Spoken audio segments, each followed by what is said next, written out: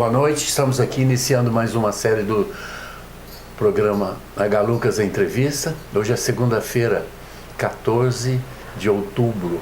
Estou tendo o prazer de receber aqui hoje mais um membro do Judiciário Brasileiro. Está aqui conosco, vai conversar conosco, o juiz federal, Dr. Edilberto Barbosa, que vem a ser o atual diretor do Fórum de Justiça Federal que funciona aqui no município.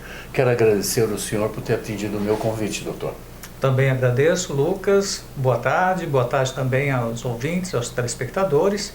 E é um prazer estar aqui para poder responder as perguntas que serão feitas. Muito obrigado. Eu quero chamar a atenção para os nossos telespectadores, os jovens lá da UDC que fazem um curso de Direito, que já demonstraram por várias vezes vontade de vir aqui assistir ao vivo. Como ainda não vieram, aqui é uma grande oportunidade. Nos próximos 45 minutos, eu acho que teremos aqui uma espécie de uma aula magna sobre direito, sobre judiciário. Doutor, vou começar perguntando ao senhor. A Justiça Federal, em Foz, aonde ela funciona, como ela funciona, onde ela está localizada? Bom, nós estamos divididos hoje, atualmente, em 2 fóruns, né? Não houve possibilidade de comportar todas as varas num único edifício sede. Então, atualmente, nós estamos trabalhando na nossa sede primeira, que fica na Edmundo de Barros, onde hoje funcionam as 3 varas criminais e mais a vara previdenciária. Temos também uma outra sede, que fica na Pedro Basso, em frente ao Fórum Estadual, onde funcionam as primeira e segunda varas cíveis, né? Até aproveito a oportunidade para esclarecer que houve uma alteração de nomenclatura das varas. Antigamente era a primeira, segunda e terceira vara criminais, vara previdenciária e primeira e segunda vara cíveis. Então, a partir de uma alteração promovida pelo nosso tribunal, resolveu-se realizar uma uniformização, uma padronização das varas. Então, nós temos apenas um número sequencial, né? Agora é de primeira a sexta varas federais de Foz do Iguaçu, sendo que a primeira vara federal é cível, segunda vara federal cível. Temos 2 cíveis, 3 criminais e uma... Isso. A primeira vara criminal atualmente corresponde à terceira vara. Pois não. A quarta vara, que também é a vara criminal. A quinta vara, que é onde eu exerço jurisdição, antiga terceira vara cível, atualmente quinta vara. Na verdade, doutor, mudou de primeira, segunda, terceira, mudou para quarta e quinta. É isso? Isso, basicamente. O senhor, então, é um juiz criminal federal. Exatamente. O senhor atua na área criminal federal. É isso? O senhor já atuou antes também na área civil? Respondeu? Já atuei. A minha primeira jurisdição foi aqui em Foz do Iguaçu, onde tive a oportunidade de trabalhar na primeira vara criminal. Posteriormente, fui trabalhar em Blumenau, Santa Catarina, onde fiquei por 5 anos, trabalhando na segunda vara cível, e onde atuava nas mais diversas questões cíveis. O senhor é muito jovem, me parece. Só complementando, depois tive a oportunidade de trabalhar também em Santa Cruz do Sul, no Rio Grande do Sul. Uma cidade gaúcha. Isso, onde fiquei por 3 anos, trabalhando em juizado especial federal, onde tive contato com toda a matéria atinente aí às questões previdenciárias, cíveis, né, até um determinado patamar, fazendárias também. E posteriormente tive a oportunidade também de trabalhar em Guaíra, aqui no Paraná. Fui o primeiro juiz federal titular de Guaíra. Doutor, os juizados especiais federais, eles existem no âmbito criminal e civil também? Exatamente. Ah, é? Tal qual na Justiça Estadual, que tem os GCRIMs, né? Que antes eram só criminais e agora eles passaram na Justiça Estadual, passaram também a responder por questões cíveis e criminais, tudo junto. Isso. Nós temos 3 aqui. Então aqui em Foz tem 2 juizados especiais ou um só? É um juizado. Um juizado especial. E lá desagam causas criminais? Perdão, é um juizado cível. Sim, né, e um criminal. E um juizado criminal. Tá, doutor, basicamente nos juizados criminais federais, o que desagam ali, por exemplo? São aquelas questões que têm um apenamento menor, são os delitos de pequeno potencial ofensivo, né? Então existem situações em que a pena combinada, a pena máxima combinada, Sim. ela não ultrapassa um determinado patamar, então essas questões são tratadas. São tratadas ali. E aí existe a possibilidade de oferecimento de transação penal, que é um dos recursos que o direito tem hoje para poder ter um processo mais célere, um processo mais rápido e com a aplicação de penas alternativas. Tal qual na justiça estadual. Exatamente. O sujeito, se não tiver antecedente, ele pode fazer uma transação penal. Isso, pagar uma cesta básica, etc. Doutor, nessas varas criminais que o senhor atua em uma delas, o senhor também atualmente é diretor. A cada 2 anos elege-se um juiz que fica diretor do fórum, é assim? Isso. Trata-se, na verdade, de uma alteração periódica, estrutural, no âmbito de toda a região, né? Nós temos um edifício sede da Justiça Federal, o tribunal, que fica localizado hoje em Porto Alegre, que é responsável pelos 3 estados do Sul, e periodicamente tem a cúpula, né, aqueles que administram o tribunal, Sim. presidente, vice-presidente, corregedor, diretor de escola da magistratura, etc. E eles são eleitos a cada 2 anos. E essa alteração, ela repercute também nos estados, né, nos 3 estados que integram a 4ª região, que são Paraná, Rio Grande do Sul e Santa Catarina. Tem a alteração da direção local das seções, que tem sede nas capitais, e todas as cidades que são sede da Justiça Federal têm as suas subseções, onde também existe essa alteração periódica. Que é o caso de Foz. Exatamente. Deve ser Maringá, Londrina, essas grandes cidades de médio e grande porte.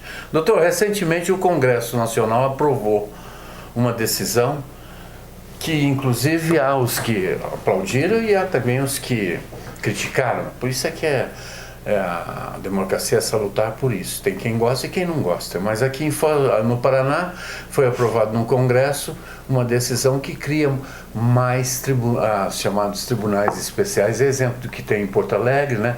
Tem um em São Paulo. Parece que então vão criar mais esses tribunais e o Paraná ganharia o seu Tribunal Especial Federal. Seria o Tribunal Regional Federal. Só para o Paraná.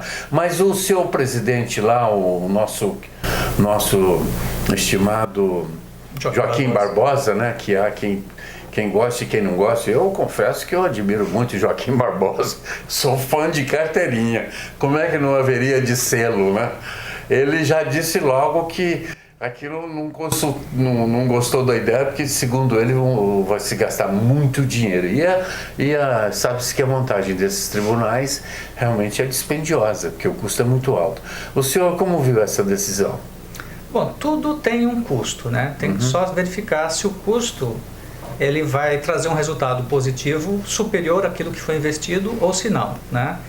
Na verdade, eu acho que, nesse caso, não obstante todos os méritos pessoais do nosso presidente do Supremo, o Dr. Joaquim Barbosa, ele acabou incidindo no equívoco de estar se valendo de informações que não eram fidedignas e acabaram desviando o foco de algo que tinha sido tratado exaustivamente no âmbito do Congresso Nacional. É uma proposta de emenda constitucional que teve uma tramitação bastante longa, de 10 anos de discussões muito sérias, muito amplas sobre essa necessidade, e não só para o Paraná, mas também implicaria a criação de um tribunal em Minas Gerais, a criação de um tribunal na Bahia e também no Amazonas, né? Então, nós passaríamos numa estrutura que hoje é de apenas 5 tribunais regionais federais para 9. Sim. Eu devo ter esquecido. Sem dúvida, é 9 mesmo. São 9. Né? Bom, e foram feitos estudos bastante exaustivos para poder verificar a necessidade, a pertinência da criação desse tribunal, e chegou-se à conclusão que, com largueza, isso seria possível. Uma outra questão é que foram apresentados dados estimados pelo presidente do Supremo que não encontram respaldo na realidade. Foram apresentados posteriormente estudos pela Associação dos Juízes Federais do Paraná que demonstraram que havia um equívoco naqueles números. Foram trazidos patamares inadequados para poder fazer essa apreciação, sendo que, na verdade, o custo vai ser bastante inferior àquilo que foi alegado. Bastante inferior. Outra questão também diz respeito a um suposto vício de iniciativa que teria ocorrido pela criação de um tribunal, de vários tribunais, por intermédio de uma proposta de emenda constitucional. Não, proposta de emenda constitucional, não ação direta de inconstitucionalidade. Uma proposta mesmo. De emenda, né? Segundo se manifestaram alguns, haveria necessidade de iniciativa do próprio Poder Judiciário para poder ampliar a sua estrutura. Só que isso não é completamente verdadeiro se você levar em consideração outros fatores que dizem respeito aos mecanismos constitucionais de alteração da realidade posta da criação dos tribunais. Como, por exemplo, a gente pode citar a própria reforma do Judiciário que criou o Conselho Nacional de Justiça, não foi por intermédio de iniciativa do próprio Judiciário, foi uma iniciativa da sociedade organizada, foi uma iniciativa do Legislativo também que trouxe que... Veio do Congresso a iniciativa. Veio do Congresso isso daí, né? Veio do povo, na verdade, e essa voz calou fundo no Congresso que acabou gerando isso, né? Tivemos também até a própria extinção de determinados tribunais de alçada de diversos estados foram extintos. Sem dúvida. Nessa mesma reforma do Judiciário. Dizer que houve vício de iniciativa para a criação do Tribunal Regional Federal do Paraná, que vai ter jurisdição sobre os estados do Mato Grosso do Sul e de Santa Catarina, além do próprio Paraná, implicaria dizer que a própria criação do CNJ estaria sob suspeita, sob júdice, né, sob questionamento. Então, como não existe esse questionamento sobre a legitimidade da criação deste órgão que integra o judiciário e ao mesmo tempo lhe é distinto, né, para poder ter aquela ótica própria, peculiar de decisões sobranceiras ao próprio poder, então teríamos ou se entende que o CNJ ele nasceu de uma figura legítima, de uma produção legítima legislativa, e se entender que assim foi, também a criação dos novos tribunais regionais federais. Muito bem respondido. Eu estou conversando aqui com o juiz federal, doutor Edilberto Barbosa, que ele é um juiz da 5ª Vara Criminal aqui da Justiça Federal de Foz. Vamos fazer o primeiro intervalo, voltamos na sequência.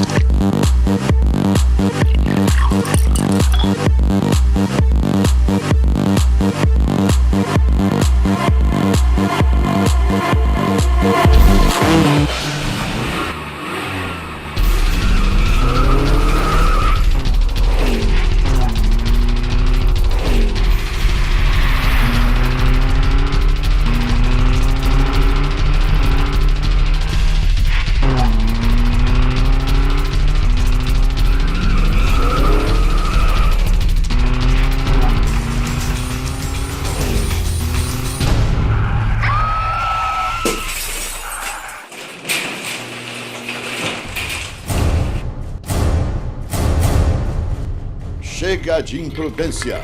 Semana Municipal de Trânsito. Cidade Unida, salvando vidas. O assunto é acidentes domésticos. Lembre-se, cozinha não é lugar de criança sozinha. Evite acidentes vigiando bem as panelas e outros utensílios. É melhor você dar do que deixar a criança pegar.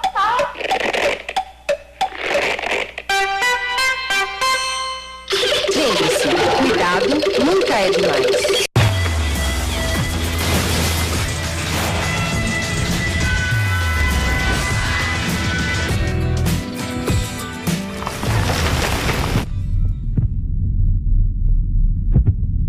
Apoio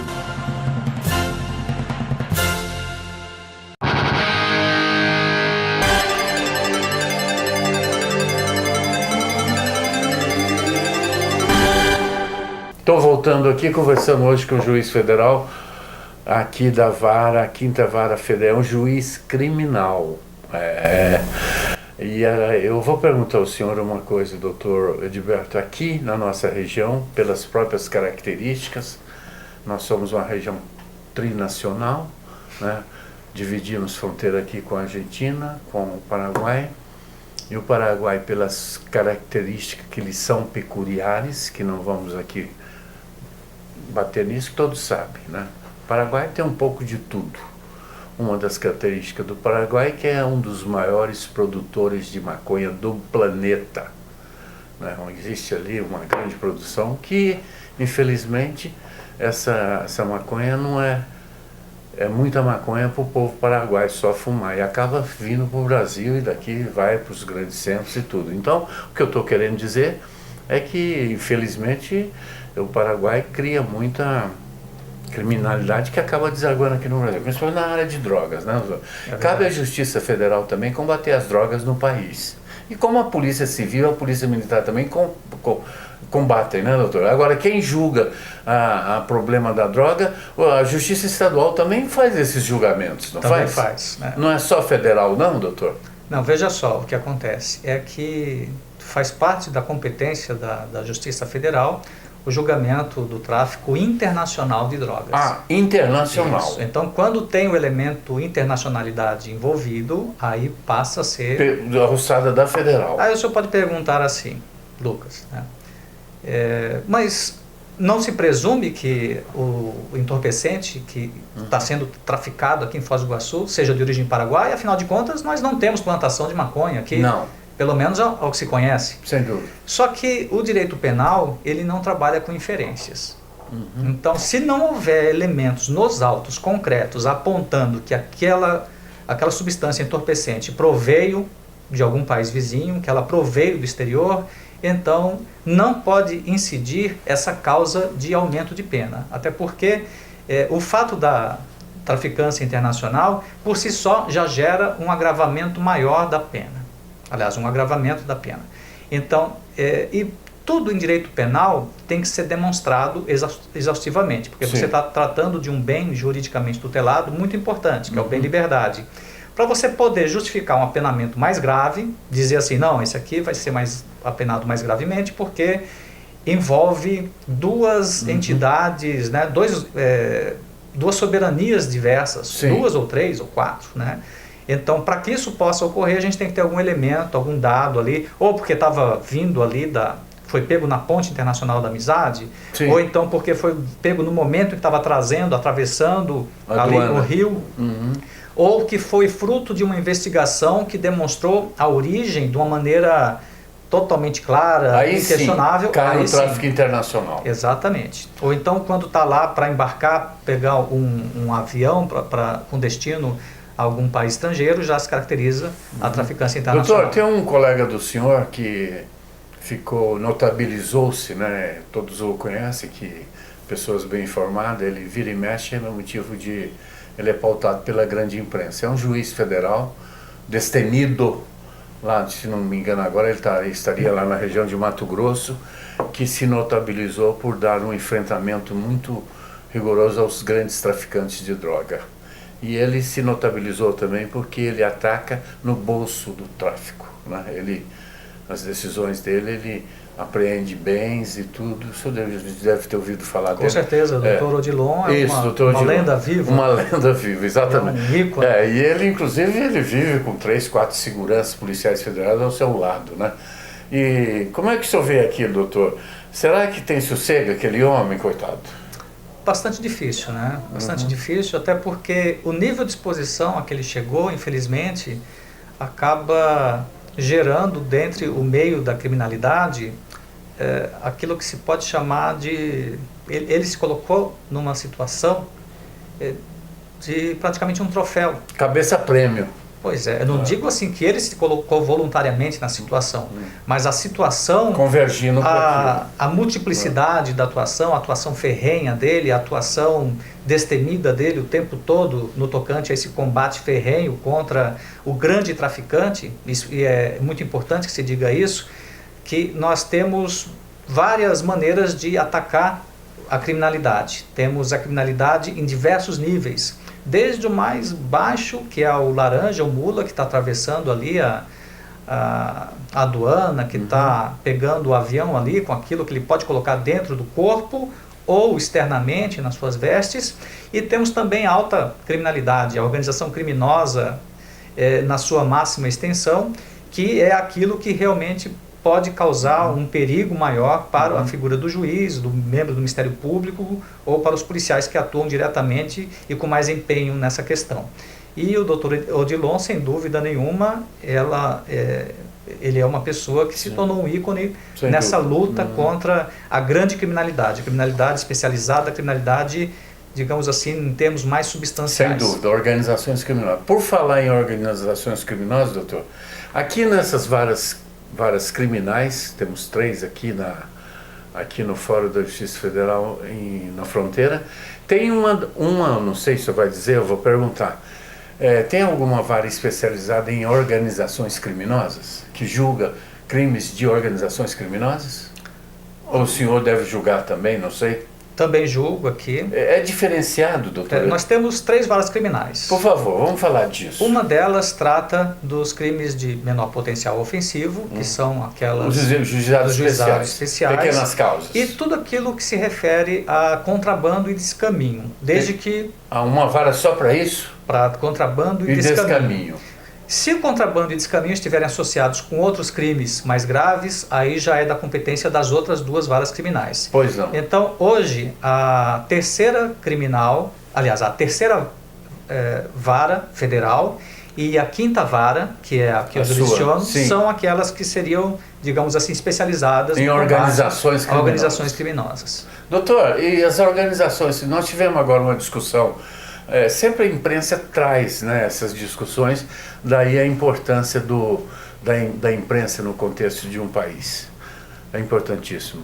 Trouxe agora o Estado de São Paulo, o nosso tradicional jornal lá de São Paulo, o estado do qual o senhor é oriundo. O Estadão, numa bela matéria lá investigativa, trouxe a discussão do PCC, essa organização criminosa que existe, não tem como negar. Tem pessoas que dizem, isso é lenda, não existe PCC, mas eu particularmente acho que existe, ela está viva aí. E segundo se sabe, a matéria do Estadão trouxe essa reportagem, ela está disseminada quase que pelo país todo, né, doutor? Controla presídios e eu esses dias encontrei, eu vou dar um depoimento aqui. Meu entrevistado é que deveria falar, mas eu vou dar o meu depoimento também. Dia desse eu estava ali na Avenida Brasil, passou um engraxate, eu queria engraxar o sapato, chamei um cidadão ali de uns quase 30 anos e tal, ele começou a engraxar o meu sapato, eu puxei assunto. Eu vi que ele estava cheio de tatuagem. Eu gosto de conversar. Sabe quem ele era? Ele era um ex-presidiário, puxou 10 anos de cadeia no AU. Foi AU? Um presídio de Curitiba, não sei se é a AU, não é, um presídio de Curitiba estadual, grande presídio. Ele contou para mim, fiquei 10 anos preso. Eu fui preso porque eu trafiquei, o juiz me prendeu uma vez, eu fui condenado uma vez, foi reincidente, e na última vez ele ficou 10 anos lá. E eu falei, tentei tirar. Ele falou, senhor Lucas, lá tem sim, o PCC está lá dentro, me disse. Eu falei, como você sabia? Nós todos sabemos. Tem um representante em cada ala lá da penitenciária, tem um representante da organização criminosa. Ele é conhecido como Voz, é o Voz. Ele não tem nome, não tem RG, ele é conhecido como Voz. Então tudo que a massa carcerária quer, vai ao Voz e o Voz transmite para a direção da cadeia. É assim vai. Então, doutor, o PCC... Aqui em Foz tem preso do PCC, o senhor acredita?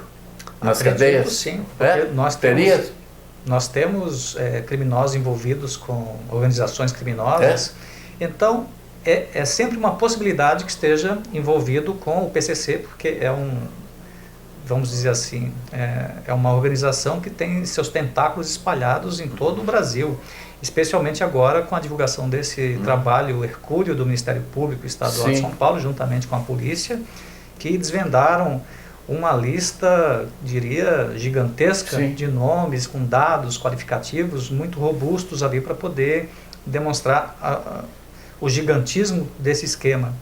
Só que eu entendo também que esse estudo que demonstrou o gigantismo desse esquema a grandiosidade dessa organização criminosa, até a própria maneira como se descobriu isso, como se concluiu pela existência de tudo isso, com essas gravações, essas interceptações telefônicas, desses contatos espúrios entre os membros, diversos membros da organização criminosa, e especialmente em relação àqueles que estão presos. Isso demonstra que a própria investigação, ela tomou por base aquilo que é o grande problema que gera toda essa problemática, toda essa dificuldade no que diz respeito à manutenção desse esquema, dessa organização. Porque para você eliminar esse problema, você tem que cortar os vínculos. Esses líderes, eles só se mantêm líderes enquanto o contato está estabelecido. Se o contato ele é cortado, totalmente cortado, não há como. É como um corpo sem cabeça. Um corpo sem cabeça não se governa, se esfacela. Da mesma maneira que se utilizou essas gravações para poder desvendar todo esse esquema perigoso envolvendo essas facções criminosas, eu penso que o poder público deveria ser muito mais incisivo, muito mais presente para poder cortar totalmente qualquer forma de contato, especialmente desses líderes, dessas pessoas com maior expressividade dentro dessas organizações criminosas. Mas muito bem, o senhor colocou muito bem, eu concordo com o senhor. Entretanto, vamos pegar um caso aqui no Paraná. Nós temos o Presídio Federal de Catanduvas, uma prisão de segurança máxima, né? E ali estão alguns dos presos mais perigosos do país, são mandados para ali. O senhor mesmo já deve ter mandado uma meia dúzia para lá, não tenho a menor dúvida disso. O senhor observa, doutor, que nesses presídios, segundo a gente ouve dizer, eles têm um sistema ali que não permite entrada de celular, né? E o senhor acabou de falar muito bem que o líder máximo do PCC é o Marcola. Deve estar eu acho que não sei onde é que ele está, mas deve estar num desses presídios. Mas eles seguem lá de dentro do presídio dando ordens, né? Aqueles atentados que tiveram em São Paulo. Repercutiu até aqui, eu não sei se o senhor estava aqui, o Cadeião aqui foi rebelado também naquela época, naquele último levante do PCC. Enfim, eu acho também que essas ordens são dadas de telefone de dentro para fora. Porque eles não têm pombo-correio, não tem telégrafo, não tem computador, é o telefone. Será que isso aí estaria ligado à corrupção também de servidores públicos, doutor, nas penitenciárias? Lamentavelmente, em alguns casos, inclusive já foi constatado, já foi objeto de apuração isso daí, houve, de fato, envolvimento de pessoas... E até advogados, né? Já há casos até que... Porque os advogados não se pode limitar, é um direito constitucional que os advogados têm de entrevistar o preso, né, doutor? Penso que o direito constitucional de defesa, etc., ele deve ser garantido, assegurado de uma maneira bastante forte, enérgica. Todavia, existem situações em que algumas limitações devem ser impostas, até porque o exercício do direito de defesa, ele... Em algumas circunstâncias, esse contato pessoal do preso com seu advogado, ele tem que ser monitorado. Monitorado com conhecimento de ambos. Sim. Até porque o estabelecimento de estratégias de defesa, do que vai ser... de que maneira vão querer demonstrar os fatos, a verdade, porque não se pode presumir que estejam se reunindo para... dizer algo que não seja a verdade chá da tarde, né, doutor? Perante o juiz ali no ato do julgamento, né? Eu acho não, é fato que o tratamento do direito de liberdade, o tratamento do direito do exercício de ampla defesa, ele tem, não vou dizer limitações na sua essência, mas ele tem limitações no seu exercício, para evitar justamente que ele seja utilizado de uma maneira que exponha o poder público, exponha a sociedade a uma situação de estar entregue, de se tornar refém de certas práticas que, a pretexto de assegurarem ampla defesa em toda a sua extensão, acabam extrapolando o limite do razoável e criando esses monstros que a gente vem observando. Muito bem colocado. Estamos conversando com o juiz federal Edilberto Barbosa. Vamos fazer mais um intervalo e voltamos na sequência.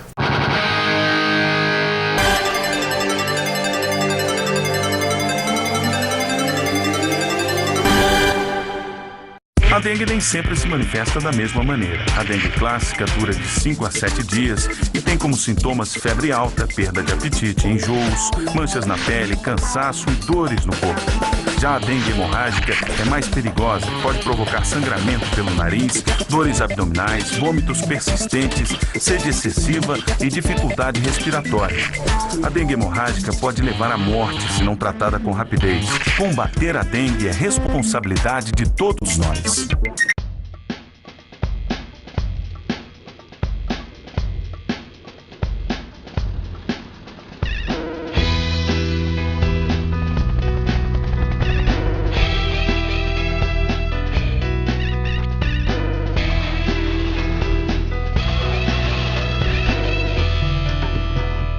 O planeta precisa do Greenpeace.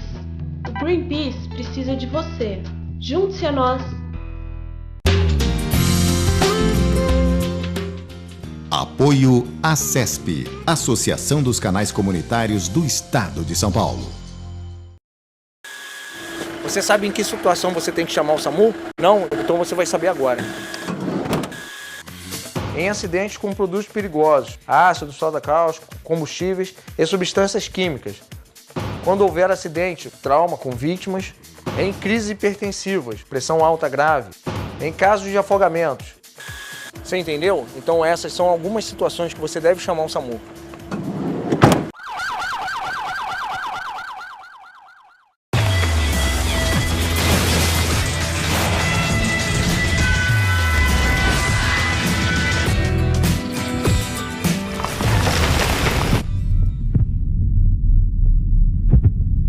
Apoio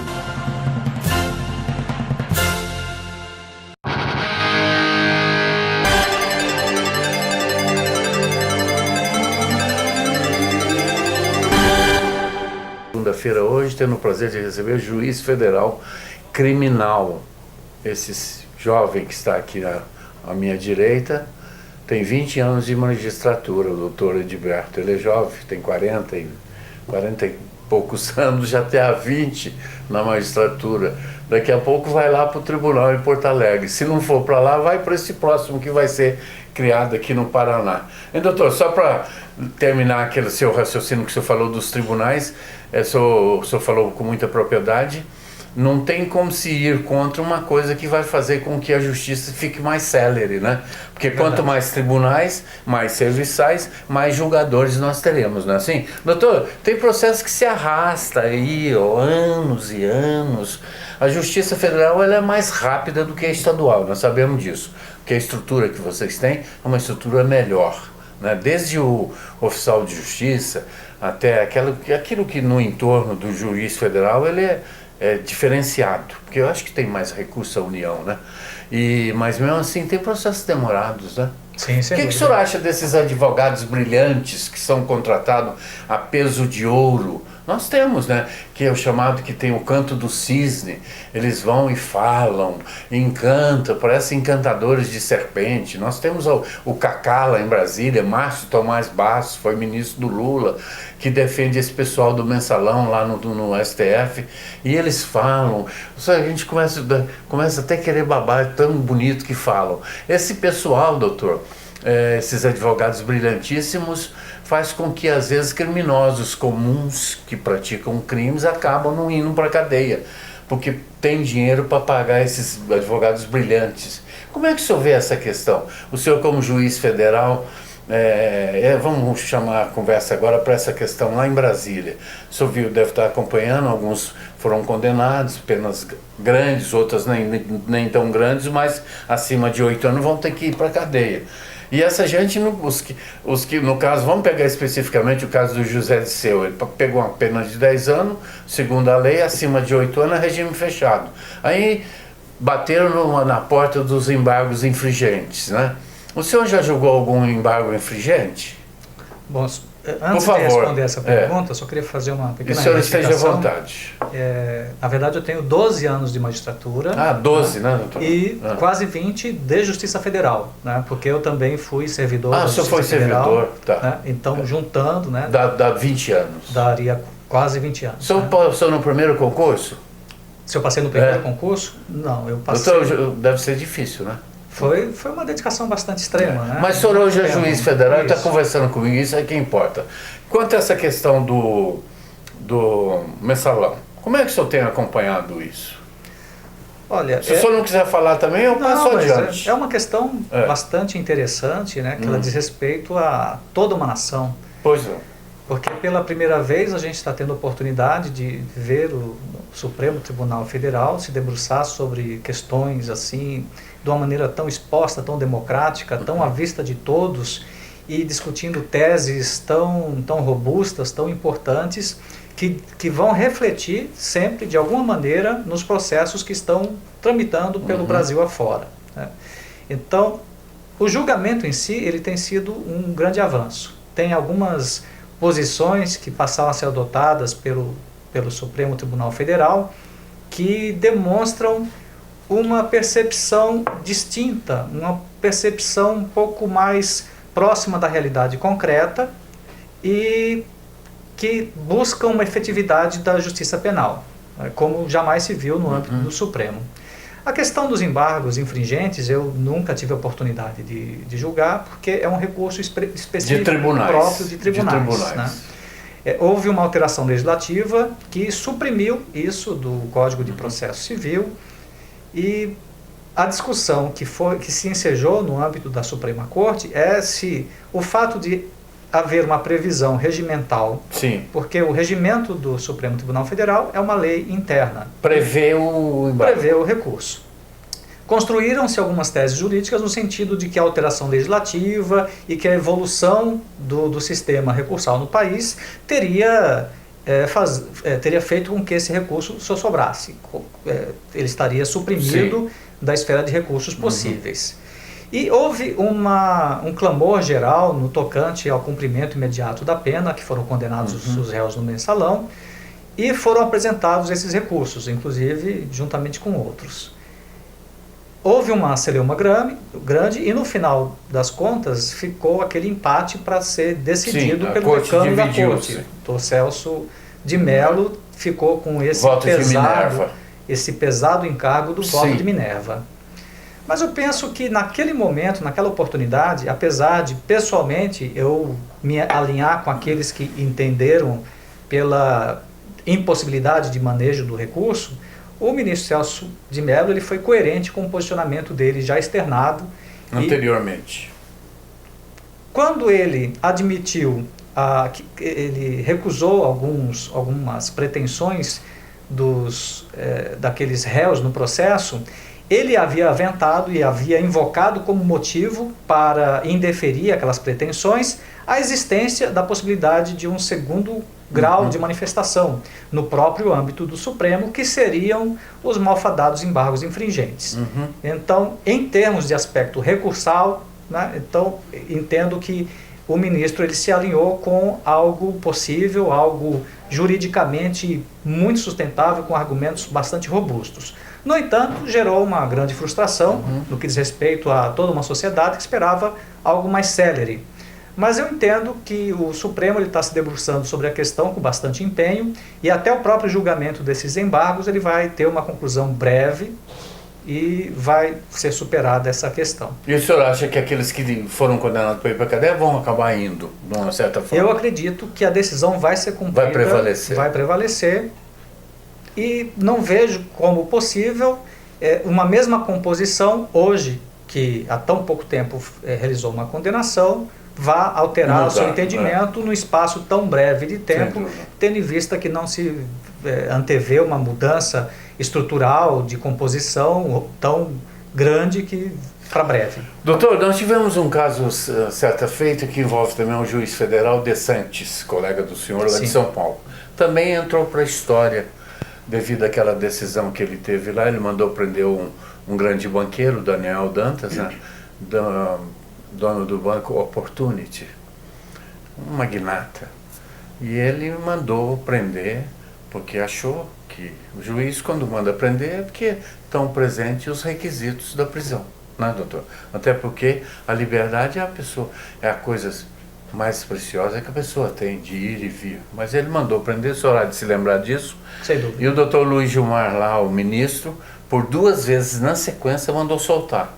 né? Aquilo causou, assim, uma certa apreensão nos meios jurídicos, porque prende e solta por 2 vezes. Luiz Gilmar, o mesmo, registre-se, o ministro Luiz Gilmar, o mesmo que deu a liminar, que colocou em liberdade aquele médico lá de São Paulo, Abdel Maci, que, segundo os autos do processo, abusou sexualmente de mais de 50 pacientes. E uma brava juíza federal de primeira instância de São Paulo houve por bem a condená-lo lá a 300 anos de detenção. Mas o ministro do Supremo concedeu deu uma canetada lá e o turco nunca mais foi visto. Dizem que está nas praias do Líbano. Enfim, mas vamos voltar aqui. Aquele juiz Dessantes, hoje ele é desembargador. Isso, exatamente. Ele passou a desembargador. O senhor acompanhou aquele caso? Acompanhei, assim como toda a Como todo nacional, mundo. Essa história do juiz de primeira instância manda prender e... Como é que o senhor vê isso? E o tribunal lá na frente manda soltar? Isso é assim que funciona mesmo, doutor? Olha, existe todo um mecanismo, um sistema recursal, né? Que propicia isso. O juiz né? decide, o tribunal verifica ali os pressupostos do recurso, ou então do habeas corpus, e pode manter ou modificar aquela decisão, e mantendo, também tem o recurso para o STJ, mantendo, tem recurso para o Supremo. O que chamou a atenção nesse episódio foi o fato de que o juiz federal, ele determinou a prisão. Houve todo o percurso desse sistema recursal, chegou-se no Supremo e o ministro Gilmar Mendes, ele concedeu habeas corpus determinando a soltura. Isso. Não obstante, juiz federal, no caso, munido de elementos distintos daqueles anteriores que haviam robustecido, haviam dado razão ali à sua determinação de prisão, esses outros elementos agregados implicaram a determinação da prisão. Apesar disso, parece-me que houve uma interpretação do senhor ministro, à época, de que teria havido um desrespeito à sua decisão. Isso. E ele acabou, digamos assim, atropelando um sistema recursal que deveria necessariamente ter sido trilhado novamente pelo recorrente, mas como se entendeu que teria havido um desrespeito, um descumprimento da decisão do Supremo, houve essa alteração, até houve uma manifestação maciça dos juízes federais do Brasil. A JUF. Isso, da Associação dos Juízes Federais do Brasil. Inclusive eu fui um dos signatários, desse manifesto em apoio ao Dessantes. Sim, sem dúvida. Doutor, nós vamos fazer mais um último intervalo e vamos partir para o último bloco aqui, conversando com o juiz federal, doutor Edilberto Barbosa. Quero crer que os alunos da UDC e das demais faculdades, aqui tem 4 ou 5 faculdades que cria futuros advogados na cidade. É o UDC, Unifoz, Cesufoz, UniOeste, são 4. Eu espero que tenha alguns deles nos assistindo nessa conversa proveitosa. Vamos para o intervalo.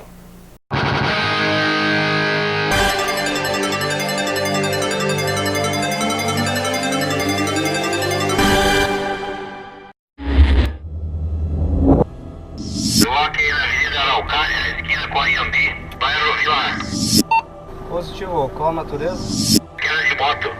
QS, L em deslocamento.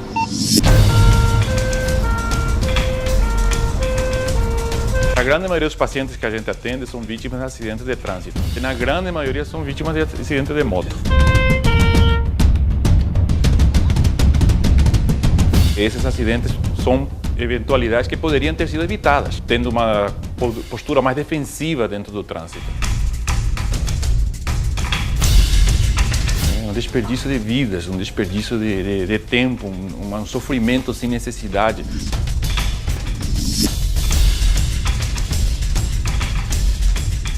Nós médicos valorizamos, acima de tudo, a vida. Chega de imprudência. O assunto é acidentes domésticos. Lembre-se, cozinha não é lugar de criança sozinha. Evite acidentes vigiando bem as panelas e outros utensílios. É melhor você dar do que deixar a criança pegar.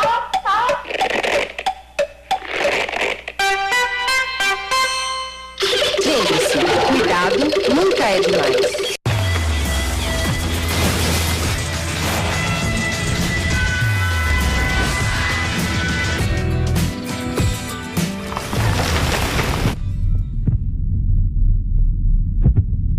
Apoio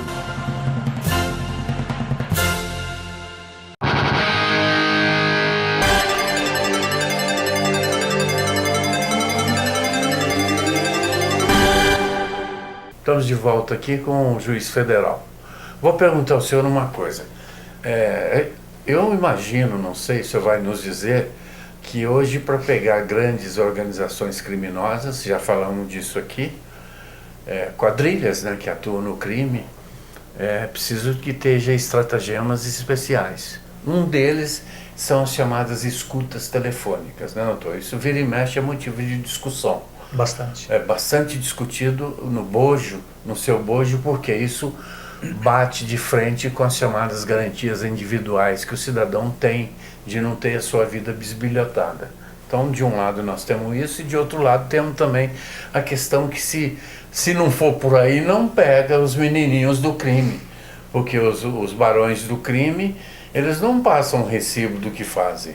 Como é que é essa questão? O juiz federal, doutor, normalmente o promotor, o juiz federal ele precisa ser provocado. Como é que funciona a questão? Vamos falar um pouco aí das organizações criminosas. Como é que chega no seu gabinete, na sua mesa, um pedido de escuta telefônica, doutor? Como é o processo? Bom, o judiciário, ele está jungido ao princípio da inércia da jurisdição. Ele tem que ser provocado, né? As questões têm que ser trazidas. Então, acontece do representante ali do poder da polícia judiciária, o delegado federal, faz a representação pela quebra de sigilo telefônico, sigilo bancário. Direto para o procurador ou para o senhor? Faz o pedido para o magistrado. Né? E isso é dado vista para o Ministério Público. O senhor abre lá para o Ministério Público, dá um parecer. Vai se manifestar sobre aquilo, se entende pertinente, vai verificar se existem outros meios para poder se chegar a uma prova robusta para aquele crime, vai verificar se o crime justifica, se é um crime que tem uma certa gravidade, vai verificar se não existem outros elementos de investigação que possam chegar no mesmo resultado sem invadir a privacidade das pessoas, e estando em conjunto esses requisitos, ele vai se manifestar positivamente em relação ao pedido da autoridade policial. E isso vai chegar para o juiz, que vai fazer novamente esse filtro. Vai verificar se estão presentes os requisitos, e estando presentes os requisitos, não havendo... Defere ou não. Aí vai deferir ou não. Doutor, essa questão da escuta telefônica, a lei diz que ela não pode passar um determinado tempo. Eu não sei se é assim, o senhor vai dizer. Ou pode ficar indefinidamente, porque se o senhor pressentir, por exemplo, que tem uma organização criminosa trabalhando, isso está patente ali nos autos.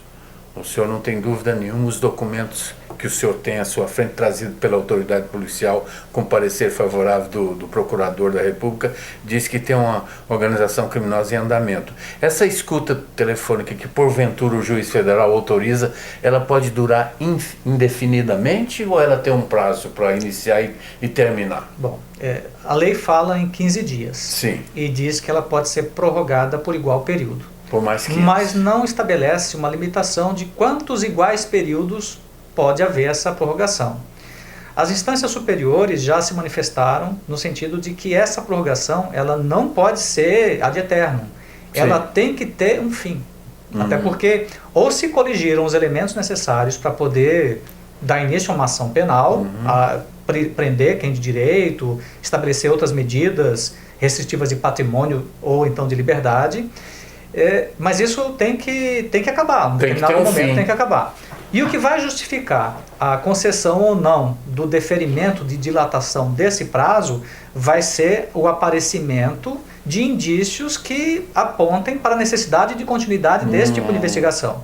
Então, se houve uma interceptação por um determinado tempo e não se coligiram elementos úteis, peças informativas, é indeferido. Aí Muito bem. chega um determinado Doutor, momento. e a autoridade necessário. policial, no caso a polícia, o delegado, quer seja federal ou estadual, ele tem poderes para ele sozinho fazer escuta? Não, necessariamente tem que Não, passar né? pelo deferimento Se ele policial. fizer isso, ele está incorrendo em crime. Está incorrendo em Não é? crime, e se eventualmente ele coligir elementos ali que apontem com clareza para a existência de uma organização criminosa e que se possa verificar concretamente que aquelas pessoas investigadas cometeram realmente aqueles crimes, como a prova produzida foi ilícita, Ela é desconsiderada. ela é desconsiderada, aí perde-se todo um trabalho, todo um investimento do patrimônio público numa investigação Sim. que Não estava levou fadada nada. ao insucesso. Isso sem falar que a autoridade policial que fez isso pode inclusive responder também. Sem dúvida, sem dúvida. Tá Porque cometendo tem que crime. ter um arcabouço de legalidade em cima de tudo isso, né, doutor? Porque a autoridade constituída, se ela não tiver cabeça, o cara ganha uma carteira de polícia, ele fica louco às vezes, né? Ele vira Deus. Mas, enfim, tem que ter limites. Sem dúvida. O ministro, recentemente, em cima dessa discussão do mensalão, sobre a possibilidade daqueles cardeais políticos lá do PT irem para a cadeia, causou um rebu danado no país e continua a discussão, né? Afinal. E lá, quando cada vez se aproximava mais o prazo do pessoal ir para a cadeia, pensou-se até em fazer uma melhoria nos presídios que iriam receber esses nobres detentos. Vocês haverão de se lembrar disso. Mas, graças a Deus, um desembargador, não sei, um ministro, deu lá um manifesto, falou, não tem que arrumar cadeia para ninguém, a cadeia é igual para todos. Muito bem. No bojo dessa discussão me vem o ministro da Justiça, que é também um quadro importante, ele é professor de Direito Penal, um homem muito culto, Eduardo Cardoso, nosso atual ministro da Justiça. E deu uma declaração, abre aspas, as prisões brasileiras são masmorras, fecha aspas. Só há de se lembrar disso. O ministro disse que o sistema prisional praticado no país não passa de masmorras medievais. Como é que o senhor viu isso, doutor juiz federal, essa afirmativa? O senhor acha que as prisões brasileiras chegou a esse ponto? Tem duas óticas aí para a gente lançar sobre essa questão. Por um lado, é importante que o poder público reconheça que o nosso sistema prisional tem deficiências. Por outro lado, a gente tem aquele segundo viés ali de olhar, puxa vida, então, se a autoridade pública responsável, que tem todo o arsenal, todo o arcabouço do poder público, do executivo, para poder resolver a questão, está sabendo disso, então tem que agir, tem que Sim. tomar as providências Senão adequadas prevarica. para superar essa fase, superar esse problema que afeta o Brasil inteiro. E isso é uma verdade. O nosso sistema prisional, ele tem dificuldades extremas. Nós temos algumas ilhas de excelência aqui e ali, mas no conjunto o nosso sistema precisa ser melhorado e muito. Assim. E isso passa por uma série de políticas públicas, especialmente aquelas que são substitutivas das penas privativas de liberdade, que estão sendo aplicadas, só que isso não tem se mostrado suficiente. Tem algum tipo de criminalidade que ele poderia ter um tratamento diferenciado, que não o recolhimento ao ergástulo. Né? E veja só, aqueles crimes que têm especialmente como moto a violência, aqueles especialmente que atingem o patrimônio, que atingem a incolumidade da saúde, a incolumidade física das pessoas, esses é que em maior largueza, maior amplitude, eles têm que se valer do sistema prisional efetivamente. Certo. Outros delitos, eu até penso que a melhor forma de se combater aquilo que acontece muito nessa região de fronteira, que é o crime de descaminho e contrabando. Esse crime tem um tratamento de apenamento, de tratar-se com pena privativa de liberdade, eu acho que é um equívoco. Ah, sim? Eu acho que é um equívoco. Que não deveria recolher, né? Porque tem que atingir, nesse caso, onde dói mais, que é no bolso. Se foi foi flagrado nesse tipo de atividade, tem que ter uma pena pecuniária tão severa, tão robusta, que desestimule a prática.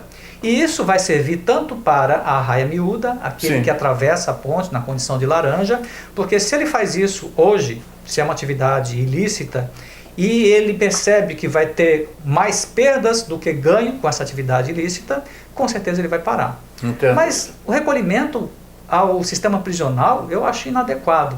Vai levá-lo a lidar com pessoas, a conviver com pessoas que cometeram crimes muito mais graves, muito mais severos, e não vai resolver. E por outro lado, esse tratamento ele seria tão adequado quanto para a macrocriminalidade, porque aqueles que são os chefes, os líderes, os donos das mercadorias, a partir do momento que eles tivessem uma punição efetiva, que doesse onde dói mais, que é no bolso, e que é o que os leva a esse tipo de prática, eles repensariam a questão. Muito bem. E em grande parte a gente teria um problema diminuído no que diz respeito ao sistema carcerário. Nós estamos caminhando para o término, mas ainda tem algumas oportunidades de aproveitar ao máximo o doutor aqui. Vou perguntar ao senhor sobre um fato curioso que envolve muito nós que vivemos aqui na fronteira. A Receita Federal, no seu trabalho incessante de combater o contrabando e o descaminho, função principal daquele órgão, que também arrecada muito dinheiro, né? Mas é a obrigação dela arrecadar. Ela, às vezes, doutor, em algumas situações, ela apreende veículos que circulam aqui no município com placa paraguaia. Quero dizer, tanto carros, motos, e ela apreende isso. Em determinadas épocas fazem as apreensões, depois param e voltam a apreender, os advogados peticionam para o juiz existem algumas decisões judiciais que o juiz manda liberar, que acha que é legal, e outros não libera. O pátio da Receita tem uma grande quantidade desses veículos nessa condição. E o senhor já teve a oportunidade de julgar casos assim de pessoas que moram em Foz, têm domicílio aqui, mas tem um veículo com placa paraguaia. Isso é legal, doutor? Eu ainda não tive a oportunidade de julgar a questão, mas eu já instruí diversos processos imprecatórios. Como seria isso? Veja só, a legislação ela não permite a importação de veículos do nosso país. E se permite, o permite em determinadas situações e com a aplicação da nossa severa tributação. O que acontece é que aquele que compra o carro no Paraguai, emplaca lá e faz livre trânsito aqui no país, na verdade ele está incorrendo numa importação ilegal. Pelo menos esse o enquadramento que é dado. Por que é ilegal? Porque ele não paga os tributos aqui. Exatamente. E circula no Brasil. Exatamente. E aí ele se coloca numa posição favorecida em relação a todo o cidadão brasileiro que compra o carro aqui no Brasil, para poder circular aqui no Brasil, pagando a nossa pesada tributação. Os nossos veículos são dos mais tributados do mundo. Sem dúvida. Só que existem algumas correntes de direito que dizem o seguinte, pelo menos a defesa que é trazida aos autos é essa, que a legislação do Mercosul prevê o livre trânsito de bens entre esses países que o integram, e que seria desarrazoado você exigir de determinadas pessoas que têm os seus centros de interesses distribuídos em mais de um país, por exemplo, tem um comércio no Paraguai, tem propriedades no Paraguai, tem uma casa aqui no Brasil, porque senão seria exigido dessa pessoa ter um carro no Brasil e outro carro no Paraguai. Então seria desarrazoado. Então, existem algumas pessoas, existem algumas defesas muito robustas nos processos que trazem esse elemento que é bastante ponderável para poder dizer o seguinte: a legislação do Mercosul, ela prevê esse livre tráfego entre os países que o integram, e que as pessoas que têm essa duplicidade de domicílio, porque têm centros de interesses distribuídos em mais de um país, eles têm que ter um tratamento diferenciado. Porque a aplicação do princípio da igualdade é tratar desigualmente os desiguais. Sim. Porque senão não faria sentido. Você não pode tratar igualmente pessoas em condições diferentes, que você está preconizando a desigualdade. Sim. Então, a igualdade é você tratar com benesse o mais fraco e com mais severidade o mais forte, para poder igualá-los. E se você der um tratamento igualitário àquele que mora, por exemplo, vamos colocar Santa Catarina, lá no litoral de Santa Catarina, que não tem como ter essa duplicidade de domicílio, não dá para justificar que ele usa o veículo dele para trabalhar todo dia, e aquele morador de Foz que tem essa necessidade, até porque sabemos que aquele que usa um veículo com placa brasileira em território paraguaio, muitas vezes está submetido a uma série de dificuldades. Sim. Então, eu não vou me manifestar aqui se eu acolheria essa tese ou se não, até porque é uma questão que pode vir a ser julgada por mim. Sem dúvida. Mas eu gostaria de ressaltar que eu conheço ambas as teses, ambas têm sua pertinência e vai depender do caso concreto. A questão é, só para complementar o que você falou, que hoje um veículo no Paraguai custa em média 40% mais barato que no Brasil. Tem pessoas que se aproveitam disso, compram lá mais barato, anda com um carro novo, bonito, e acabam não pagando os tributos também, além de, às vezes, bagunçar no trânsito e não paga a multa. Doutor, chegamos ao final, queria dizer que foi uma satisfação recebê-lo, quero crer que as pessoas que nos assistem também tenham a mesma opinião. O senhor tem alguns 1 ou 2 minutos para se despedir do nosso telespectador. Bom, boa noite a todos, foi um prazer estar aqui e eu espero ter a oportunidade de outras vezes estar aqui, eventualmente até para poder responder algumas perguntas e prestar alguns esclarecimentos que a população, que os espectadores aqui de Foz tenham. Foi muito boa a conversa, eu agradeço muito, volto a repetir, e amanhã, na quarta-feira, nós estaremos com alguém da nossa coletividade aqui, falando sobre as nossas questões. Tenham todos uma boa noite e muito obrigado.